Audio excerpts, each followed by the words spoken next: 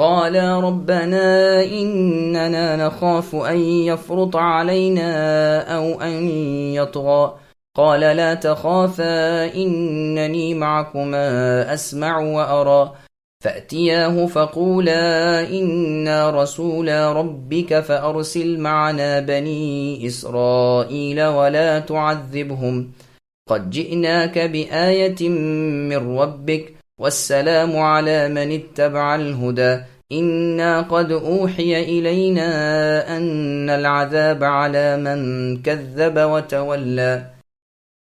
موسیٰ اور ہارون علیہم السلام دونوں نے کہا، اے ہمارے رب، ہمیں تو خوف ہے کہ کہیں فرعون ہم پر کوئی زیادتی نہ کرے یا اپنی سرکشی میں بڑھ نہ جائے۔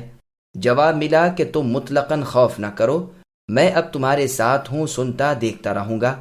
تم اس کے پاس جا کر کہو کہ ہم تمہارے پروردگار کے پیغمبر ہیں، تو ہمارے ساتھ بنی اسرائیل کو بھیج دے، ان کی سزائیں موقوف کر، ہم تو تیرے پاس تیرے رب کی طرف سے نشان لے کر آئے ہیں۔ دراصل سلامتی اسی کے لیے ہے جو ہدایت کا پابند ہو جائے۔ ہماری طرف وحی کی گئی ہے کہ جو جھٹلائے اور روگردانی کرے اسی کے لیے عذاب ہیں۔ سامعین، اب آیتوں کی تفسیر سماعت کیجیے۔ اللہ کے سوا کسی سے نہ ڈرو۔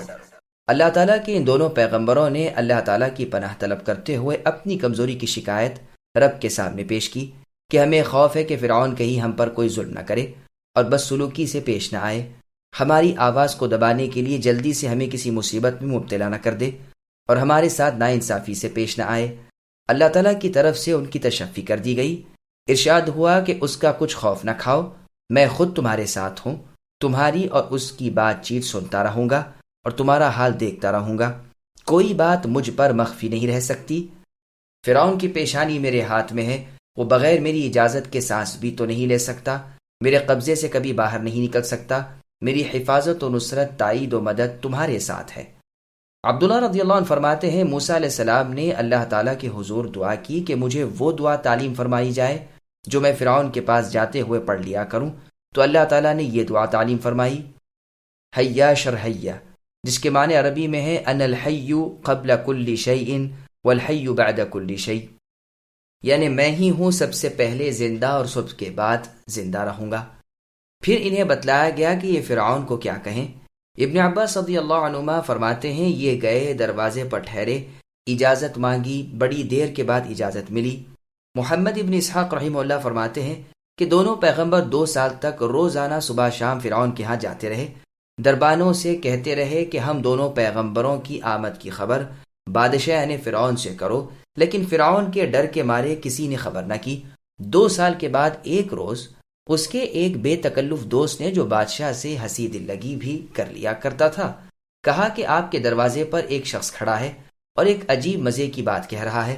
وہ کہتا ہے کہ آپ کے سوا اس کا کوئی اور رب ہے اور اس کے رب نے اسے آپ کی طرف اپنا رسول بنا کر بھیجا ہے۔ اس نے کہا، کیا میرے دروازے پر وہ ہے؟ اس نے کہا، ہاں۔ حکم دیا کہ اندر بلا لو۔ چنانچہ آدمی گیا اور دونوں پیغمبر دربار میں آئے۔ موسیٰ علیہ السلام نے فرمایا، میں رب العالمین کا رسول ہوں۔ فرعون نے آپ کو پہچان لیا کہ یہ تو موسیٰ ہے۔ سدی رحمہ اللہ کا بیان ہے کہ آپ مصر میں اپنے ہی گھر ٹھہرے تھے، ماں نے اور بھائی نے پہلے تو آپ کو پہچانا نہیں، گھر میں جو پکا تھا وہ مہمان سمجھ کر ان کے پاس لا رکھا، اس کے بعد پہچانا، سلام کیا۔ موسیٰ علیہ السلام نے فرمایا، اللہ تعالیٰ کا مجھے حکم ہوا ہے کہ میں اس بادشاہ نے فرعون کو اللہ تعالیٰ کی طرف بلاؤں، اور تمہاری نسبت فرمان ہوا ہے کہ تم میری تائید کرو۔ ہارون علیہ السلام نے پھر فرمایا، بسم اللہ کیجئے۔ رات کو دونوں صاحب بادشاہ کے ہاں گئے۔ موسیٰ علیہ السلام نے اپنی لکڑی سے کواڑ کھٹکھٹائے۔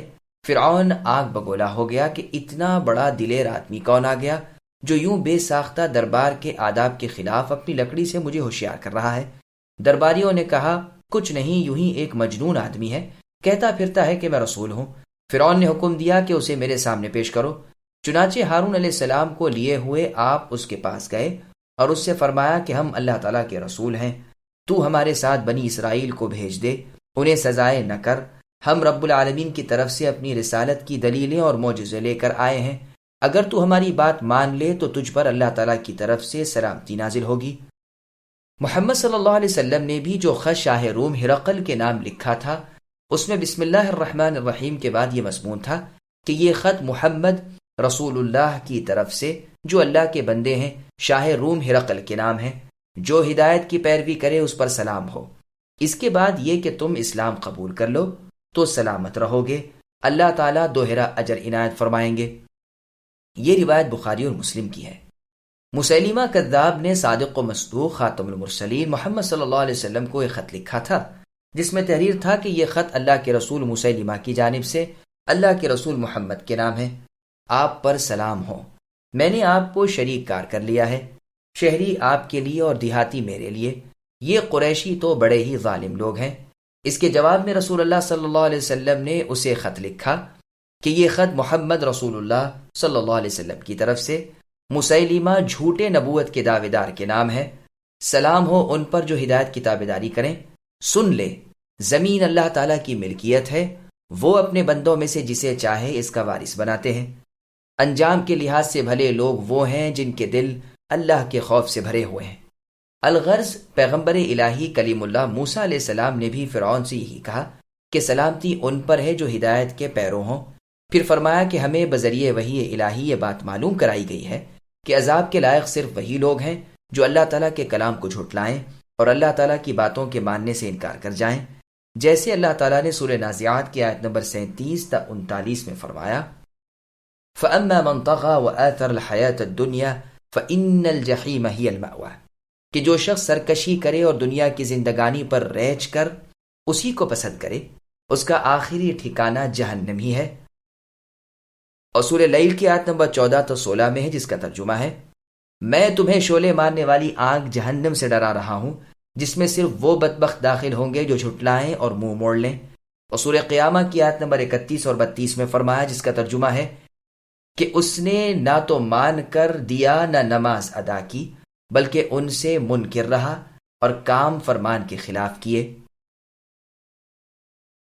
قال فمن ربكما يا موسى قال ربنا الذي أعطى كل شيء خلقه ثم هدى قال فما بال القرون الأولى قال علمها عند ربي في كتاب لا يضل ربي ولا ينسى الذي جعل لكم الأرض مهدا وسلك لكم فيها سبلا وأنزل من السماء ماء فأخرجنا به أزواجا من نبات شتى كلوا وارعوا أنعامكم إن في ذلك لآيات لأولي النهى منها خلقناكم وفيها نعيدكم ومنها نخرجكم تارة أخرى وَلَقَدْ أَرَيْنَاهُ آيَاتِنَا كُلَّهَا فَكَذَّبَ وَأَبَى۔ فرعون نے پوچھا کہ اے موسیٰ تم دونوں کا رب کون ہے؟ جواب دیا کہ ہمارے رب اللہ تعالیٰ وہ ہیں کہ جنہوں نے ہر ایک کو اس کی خاص صورت شکل عنایت فرمائی، پھر راہ سمجھا دی۔ فرعون نے کہا اچھا یہ تو بتاؤ اگلے زمانے والوں کا حال کیا ہونا ہے؟ جواب دیا کہ ان کا علم میرے رب کے ہاں اس کتاب میں موجود ہے، نہ تو میرا رب غلطی کرے نہ بھولے۔ اللہ ہی نے تمہارے لیے زمین کو فرش بنایا ہے اور اس میں تمہارے لیے راستے چلا دیے ہیں، اور آسمان سے پانی بھی وہی برساتے ہیں، پھر اس برسات کی وجہ سے مختلف قسم کی پیداوار بھی ہم ہی پیدا کرتے ہیں۔ تم خود کھاؤ اور اپنے چوپاؤں کو بھی چراؤ، کچھ شک نہیں کہ اس میں عقل مندوں کے لیے بہت سی نشانیاں ہیں۔ اسی زمین میں سے ہم نے تمہیں پیدا کیا اور اسی میں پھر واپس لوٹائیں گے، اور اسی سے پھر دوبارہ تم سب کو نکال کھڑا کریں گے۔ ہم نے اسے اپنی سب نشانیاں دکھا دیں، لیکن پھر بھی اس نے جھٹلایا اور انکار کر دیا۔ سامعین اب آیتوں کی تفسیر سماعت کیجیے۔ تمام صورتیں اللہ تعالیٰ نے بنائی ہیں۔ چونکہ یہ ناہنجار یعنی فرعون مصر وجود باری تعالیٰ کا منکر تھا، پیغام باری تعالیٰ کلیم اللہ کی زبانی سن کر وجود خالق کے انکار کے طور پر سوار کرنے لگا کہ اے موسیٰ تمہارا بھیجنے والا اور تمہارا رب کون ہے؟ میں تو اسے نہیں جانتا نہ اسے مانتا ہوں، بلکہ میری دانش میں تو وہ تم سب کا رب میرے سوا اور کوئی نہیں۔ اللہ تعالیٰ کے سچے رسول نے جواب دیا کہ ہمارا رب وہ ہے جس نے ہر شخص کو اس کا جوڑا عطا فرمایا ہے، انسان کو بصورت انسان، گدھے کو اس کی صورت پر، بکری کو ایک علیحدہ صورت پر پیدا فرمایا ہے۔ ہر ایک کو اللہ نے اس کی خاص صورت میں بنایا ہے، ہر ایک کی پیدائش نرالی شان سے درست کر دی ہے۔ انسانی پیدائش کا طریقہ الگ ہے، چوپائے الگ صورت میں ہیں، درندے الگ وضع میں ہیں، ہر ایک کے جوڑے کی ہیئت ترکیبی علیحدہ ہے۔ کھانا پینا، کھانے پینے کی چیزیں، جوڑے سب الگ الگ اور ممتاز و مخصوص ہیں۔ ہر ایک کا اندازہ مقرر کر کے پھر ان کی ترکیب اسے بتلا دی ہے۔ ہر چیز کا علم صرف اللہ ہی کو ہے۔ عمل، اجل، رزق مقدر اور مقرر کر کے اسی پر لگا دیا ہے۔ نظام کے ساتھ ساری مخلوق کا کارخانہ چل رہا ہے، کوئی اس سے ادھر ادھر نہیں ہو سکتا۔ تمام مخلوق کے خالق، تقدیروں کے مقرر کرنے والے، اپنے ارادے پر مخلوق کی پیدائش کرنے والے ہی ہمارے رب ہیں، یعنی اللہ تعالیٰ۔ یہ سب سن کر اس بے سمجھ فرعون نے پوچھا کہ اچھا پھر ان کا کیا حال ہونا ہے جو ہم سے پہلے تھے اور اللہ کی عبادت کے منکر تھے؟ اس سوال کو اس نے اہمیت کے ساتھ کیا، لیکن اللہ تعالیٰ کے پیغمبر موسیٰ علیہ السلام نے ایسا جواب دیا کہ وہ عاجز ہی ہو گیا۔ فرمایا ان سب کا علم میرے رب یعنی اللہ تعالیٰ کو ہے۔ لوح محفوظ میں ان کے اعمال لکھے ہوئے ہیں، جزا سزا کا دن مقرر ہے۔ نہ وہ اللہ تعالیٰ غلطی کرے کہ کوئی چھوٹا بڑا اللہ کی پکڑ سے چھوٹ جائے، نہ وہ اللہ تعالیٰ بھولے کہ مجرم اللہ کی گرفت سے رہ جائیں۔ اللہ کا علم تمام چیزوں کو اپنے میں گھیرے ہوئے ہے۔ اللہ کی ذات بھول چوک سے پاک ہے، نہ اللہ کے علم سے کوئی چیز باہر، نہ علم کے بعد بھول جانے کا اللہ کا وصف۔ وہ اللہ تو کمی علم کے نقصان سے، وہ بھول کے نقصان سے پاک ہے۔ سب نعمتیں اللہ عطا کرتے ہیں۔ موسیٰ علیہ السلام فرعون کے سوال کے جواب میں اوصاف باری تعالیٰ بیان کرتے ہوئے فرماتے ہیں کہ اسی اللہ تعالیٰ نے زمین کے لوگوں کے لیے فرش بنایا ہے۔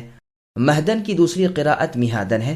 زمین کو اللہ تعالیٰ نے بطور فرش کے بنا دی ہے کہ تم اے انسانوں اس پر قرار کیے ہوئے ہو، اسی پر سوتے بیٹھتے رہتے سہتے ہو۔ اللہ نے زمین میں تمہارے چلنے پھرنے اور سفر کرنے کے لیے راہیں بنا دی ہیں تاکہ تم راستہ نہ بھولو اور منزل مقصود تک بآسانی پہنچ سکو۔ وہی اللہ تو ہیں کہ جو آسمان سے بارش برساتے ہیں اور اس کی وجہ سے زمین سے ہر قسم کی پیداوار اگاتے ہیں، کھیتیاں، باغات، میوے قسم قسم کے ذائقے دار کہ تم خود کھا لو اور اپنے جانوروں کو چارہ بھی دو۔ تمہارا کھانا اور میوے تمہارے جانوروں کا چارہ، خشک اور تر سب اسی سے اللہ تعالیٰ پیدا کرتے ہیں۔ جن کی عقلیں صحیح سالم ہیں ان کے لیے تو قدرت کی یہ تمام نشانیاں دلیل ہیں اللہ تعالیٰ کے معبود برحق ہونے اور اللہ کی وحدانیت اور اللہ تعالیٰ کے وجود پر۔ اسی زمین سے ہم نے تمہیں پیدا فرمایا ہے، تمہاری ابتدا اسی سے ہے، اس لیے کہ تمہارے باپ آدم علیہ السلام کی پیدائش اسی سے ہوئی ہے۔ اسی میں تمہیں پھر لوٹنا ہے، مر کر اسی میں دفن ہونا ہے، اسی سے پھر قیامت کے دن کھڑے کیے جاؤ گے۔ ہماری پکار پر ہماری تعریفیں کرتے ہوئے اٹھو گے اور یقین کر لو گے کہ تم بہت ہی تھوڑی دیر دنیا میں رہے ہو، جیسا کہ اللہ نے سورہ اسراء کی آیت نمبر 52 میں فرمایا، اور سورہ اعراف کی آیت نمبر 25 میں اللہ نے فرمایا، جس کا ترجمہ ہے کہ اسی زمین پر اے انسانوں تمہاری زندگی گزرے گی، مر کر بھی اسی میں جاؤ گے، پھر اسی میں سے نکالے جاؤ گے، یعنی بروز قیامت۔ الغرض فرعون کے سامنے دلیلیں آ چکی، اس نے معجزے اور نشان دیکھ لیے، لیکن سب کا انکار اور تکذیب کرتا رہا۔ کفر، سرکشی اور ضد اور تکبر سے باز نہ آیا، جیسے اللہ تعالیٰ نے سورہ نمل کی آیت نمبر 14 میں فرمایا، وَجَحَدُوا بِهَا وَاسْتَيْقَنَتْهَا أَنفُسُهُمْ ظُلْمًا وَعُلُوًّا، یعنی باوجود کہ ان کے دلوں میں یقین ہو چکا تھا، لیکن تاہم از راہ ظلم و زیادتی انکار سے باز نہ آئے۔